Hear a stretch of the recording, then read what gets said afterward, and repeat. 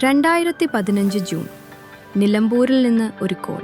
പഴയ പോലെ ഒരു നേച്ചർ ക്യാമ്പ് നടത്തിക്കൂടെ? കേരളത്തിലെ ടൂറിസം മേഖലയിലേക്ക് ഒരു പുതിയ ചിന്തയുടെ തുടക്കമായിരുന്നു. ഗീതു മോഹൻദാസ്, ബാംഗ്ലൂരിൽ ഹാർഡ്വെയർ എഞ്ചിനീയർ.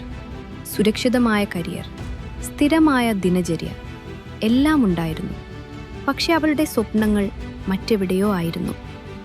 സാമൂഹ്യ മാധ്യമങ്ങളിൽ പങ്കുവച്ച ചിത്രങ്ങളും എഴുത്തുകളും സമാന ചിന്താഗതിക്കാരെ കൂട്ടിച്ചേർത്തു.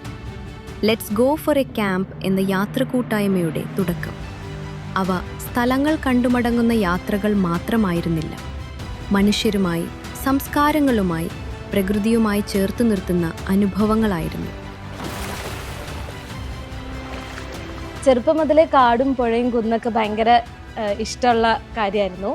പിന്നെ നമ്മൾ ജോലി കിട്ടി കോർപ്പറേറ്റ് സെക്ടറിലേക്ക് കയറി കഴിഞ്ഞപ്പോൾ അതിനൊക്കെ ഒരു മാറ്റം വന്നു.